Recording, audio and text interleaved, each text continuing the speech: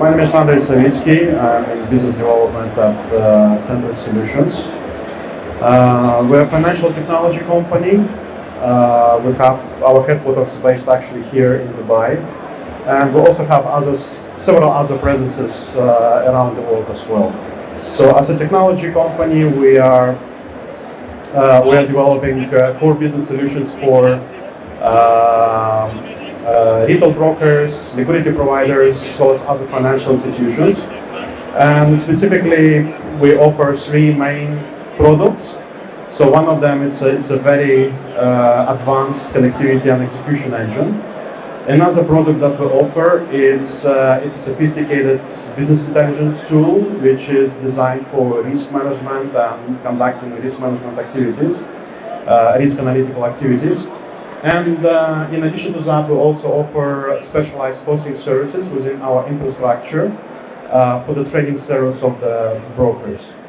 So today I'm joined with our CEO, Christian, and to discuss the very important topic on how brokers can make use of advanced execution models to help them achieve better risk-adjusted performance results. Christian? Thank you, Andre, and hello, everyone. It's really a pleasure to be here. So, indeed, we at Centroid Solutions over the last several years have been specializing in providing advanced execution technology to brokers and financial institutions worldwide. And we have been servicing a wide range of customers spanning from starting brokers all the way to established brokerage houses and other financial institutions. And by dealing with their day-to-day requests, we have been building a lot of advanced features within our system, which we would like to share with you today in order to give you also some insights. Okay, so trade execution, right? Obviously, I mean, this is the most fundamental concern for any broker because eventually that's what generates the revenue for the business of the broker. And of course, any broker wants to achieve as much revenue efficiency as possible when it comes to execution of the trades. So, what's your view, Chris, basically on execution technologies which is typically used by the retail brokers, let's say, and what is basically needed in order to make use of these advanced execution models? Right. But first of all, it's important to mention that when it comes to trade execution, there are actually quite a lot of advanced execution models already that have been developed and actively used at the institutional market, basically. However, if we are looking at the retail brokerage space, unfortunately, the execution model that is predominant, and this has been since a long period of time now already, is still very simple execution. It's basically either selecting A book or B book execution per client. And I believe that this is due primarily to the limitations of the retail trading platforms that are being used, that when it comes to execution, they're very restrictive in their capabilities. So in order to be able to achieve a more advanced execution model and bypass these limitations, it's important to make use of a dedicated execution engine that has been purposely built for this reason. Now, first, what are the important prerequisites for this? Well, it's important for brokers to really strive and provide real-like execution to their customers, right? And in order to do so, there are a few fundamental concerns that always have to be in place.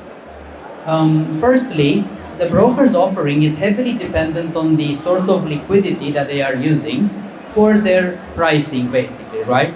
And it's very important, therefore, when it comes to latency consideration, to make sure that you have your systems deployed on proper infrastructure and operating with proper networking that is capable of efficiently operating and executing under even the most stringent market conditions in terms of very high volatility, right? And also the location is very important because you would like to be as close as possible to the source of pricing as well as your trading counterparties, ideally even co-located within the same data center. So that's one thing. Secondly, and we see this actually more and more so today, brokers are diversifying and are making use of multiple trading platforms within their trading ecosystem in order to meet their clients' demands, right? And have diversification. Now, this represents a problem as it makes it more difficult for brokers to ensure that they are able to achieve a consistent and proper execution at the level of their entire setup. So it's very important to make use of a unified execution technology that can connect at the same time to all of these different trading platforms, and then to basically, oh, I forgot the slide. Therefore be able to basically unify the execution, achieve consistent performance on that, regardless of any limitations of the trading platform and where the trades are coming from. And finally, what's very, very important, especially if we talk about internalized flow, it's very important that the execution the brokers offer their customers to follow the real market, to be real-like execution and not to basically be artificial. Yes, that's indeed a very important point, I would say, when it comes to following the real market, because very frequently we actually observe, especially among startup brokers, that very often many people don't actually don't have a good understanding about what the real market execution means, basically. And but the main idea here for the broker is to make sure that when you execute the client's trades, you execute it based on your underlying liquidity book and not just blindly based on the top of the book prices without even considering the available liquidity and the rest of the liquidity book, right? And the reason why it's important is because every time when the broker will be hedging on the market, the broker will be hedging based on this kind of liquidity books, right? So that's why if a broker, let's say, wants to internalize some of the client's flow, I mean, typically you want to make sure that you execute that flow, that the client's trades been executed based on the same real market, right? Based on the same methodology. Right. And that's why it's important actually to execute trades at the level of the execution engine rather than the trading platform, because just by doing that, I mean, the very fact of doing that already helps broker to achieve, to optimize execution quite significantly. Right, yeah. Correct, I agree. So I think now it's important to focus a bit on what are the different execution models that are more advanced that brokers can make use of. So we will focus and give a quick overview of a few different models that can be used, for example, within our technology. So basically, the first execution model that brokers can take advantage of through our systems is what we call delayed hedging at the level of per client per symbol, right? So in essence, the aim of this model is that you will be first executing the customer internally, and after that you will be holding the trade for a short period of time before you actually fully hedge it into the market. With this approach, you see, you will not be holding any significant amount of risk for a long period of time, and at the same time achieving better performance from the trade flow, basically, right? So what's important as a first step is that you will need to identify which symbols of which customers show the best results if you were to apply the delayed hedging model on, right? So the system comes with complete set of analytics that will be able to determine this, going back in time and checking based on all the historical market data and trade history of any specific symbol and client. And this can be also configurable based on specific performance requirements and parameters of the broker. And the system will then produce a list of individual symbols of customers for which the delayed hedge model will be able to achieve the desired results. And further to that, the system is also going to compute in each time what is the optimal hold time for such trades before executing them into the market. So then, the user has the ability to basically select which of these symbols and these customers they would like to run the delayed hedge on, and then the system will start executing normally the trades, internalizing them first, holding them, as I said, and in each case executing them fully in the market after the estimated optimal hedge time. And the system is also able to show on a trade-by-trade basis in real time what is the performance achieved. So what is the alpha, how we call it, captured in each case. There are further complex reports that can also be used in order to assess the performance of such a model. Now, of course, what's important is to make sure that you apply this model on specific flows that have show the best promise to achieve the right result, and that of course you monitor this execution with proper alerting in place in order to ensure that the expected alpha is actually met, right? And at the same time to deal with any maybe trade rejections that may happen at the point of execution in the market, right? So you can be as conservative as you want with this model and only apply it on those particular symbols of those particular customers for which the system has identified the right parameters. And here I refer to expected P&L gain, success rate, and performance ratio, basically. Well, exactly. I mean, the fact that you can actually apply this model on a specific or selected type of flow, I think this is very important because, I mean, generally speaking, I think this will be, I mean, this type of execution model will be more suitable, let's say, for larger customers who do larger trade sizes, as an example.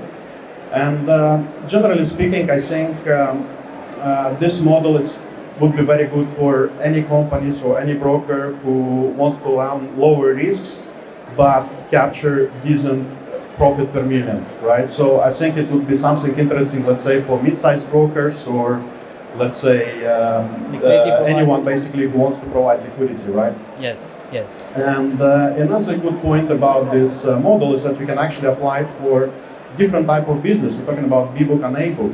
So for example, if we're talking about the B-book business, right, you can, let's say you can have a certain type of flow that you internalize completely, let's say over 6 months or 12 months period.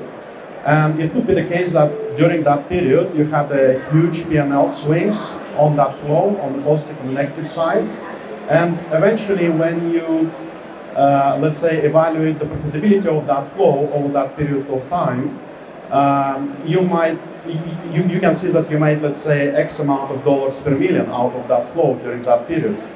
So, but what you can do is, let's say, you can analyze this flow using the delayed hedging model, and if you would apply this model on the same type of flow, you could actually achieve the same or even better performance, but without actually taking such a huge risk on that flow, right? So, and the same basically goes for the STP situation, right? So let's say you have some specific type of flow that you STP directly, and for example, your spread on that flow is, let's say, 0.1 pip, 0.1 pip. So how much basically you're making on that, right? We're talking about $10 per million, right? So what you can do, you can basically analyze that type of flow using, again, the same execution model. And if you apply it, you might see that instead of, let's say, $10 a million, you actually have a good potential to generate, let's say, 30, 40, or $50 per million, right? So definitely, when it comes to the delayed hedging model, I think it has very interesting use case scenarios in general, and there is certainly a wide range of applications of such model. Yes, of course. And there are many other execution models that can be used. For example, if we look at the level of client by client, right, that can be used quite effectively. So another execution model that we offer within our system is what we call concentration limit per client per symbol. So now, in essence, the aim of this model is to basically apply it on flows that you are planning to internalize. However, you would also set a strict limit at the level of each net open position on a per symbol per client basis. With this approach, you can ensure that the risk that the broker is taking is never going above a set limit for each symbol, and therefore the broker can decide what risk they are willing to take for any given client. Now, of course, the first step is to set the limits at the level of each symbols and each logins that you want to run this model on. Like we can see here, for example, on the slide, for different accounts, different symbol limits. And after that, the symbol is going to start and keep track in real time of all the net open positions at the level of each symbol of each client. Now, the system is going to execute the trades normally, internalizing them for as long as none of these limits of a particular symbol are reached. And if, let's say, an order request is received that will push the net open position of that particular symbol to go above the set limit, whatever is the size that goes above the limit, the system, instead of internalizing it, is going to send it directly in the market, right? And of course, the system is going to keep track of that. So as the system will keep track of the net open position that is internalized for that symbol and of that client, and also the net open position that is open in the market, a broker will have a real-time, clear view of what are the position splits at the level of each client, right? So basically, also, it's important to mention that when a trade request would come from the customer that would reduce the position limit, the system will first prioritize to reduce the net open internalized position before closing any positions in the market, right? So as you can see, the concept actually behind this model, it's fairly straightforward. However, the challenge here is to really have the ability to keep track of all of these positions at the level of individual symbols of individual customers, and then be able to apply the logic and act at the level of the limits set, right? So obviously, retail trading platforms do not have this capability, and this once again emphasizes the importance of actually having a dedicated execution engine that has been purposely built and can achieve all this functionality, all this behavior. Yes, correct. And I think, I mean, this is very useful tool, I would say, for basically any company running, let's say, a market making business in general, because you can apply this kind of tool or this kind of model on the wide range of customers or a bigger client pool.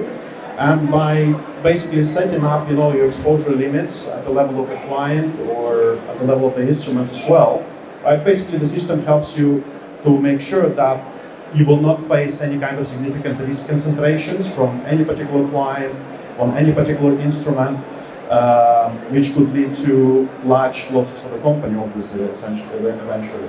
Correct. And one point that I think is very important and quite interesting is that this model, the concentration limit per client per symbol, can actually be used together with the previous model we mentioned, the delayed hedging, for the flows that the system will execute a book, right? So instead of executing immediately those orders in the market that go above the set limits, you can actually apply the delayed hedging model so that you can actually potentially extract additional revenue from the A-book trade flows itself, right? So now, I guess very quickly, since I see that our time is running out, another execution model that we wanted to cover is basically what we call the portfolio risk limit at the level of individual symbols, right? So this, the concept behind this model is actually that a broker is able to set specific net open position limits on a per symbol basis, but at the level of the entire portfolio for all the positions that they are internalizing, right? So in essence, the concept of this model is exactly the same as the previous one that we were showing, the concentration limit per symbol per client, only that it is open, it is applied at the overall flow, right? So the system will keep track of these set limits, and all the trades that would increase the net open position above this will be executed in the market directly in terms of, instead of being internalized. And the system, of course, will keep track of all of that. So you see, actually, you can use this portfolio risk limit concept alongside the concentration limit at the level of client and symbol in order to achieve a very structured approach to risk taking. So no single client can build up a risk concentration that can actually significantly damage the broker's performance, and at the same time, the overall risk position or that the broker is willing to take can also be kept within strict risk limits, right? Thank you, Chris. Yes, I mean, I hope we have managed to give you quite a good insight, into what is possible with the help of our technologies. And if you would like to learn more, please feel free to visit our booth 103 to discuss more details. Thank you very much. Thank you, everyone.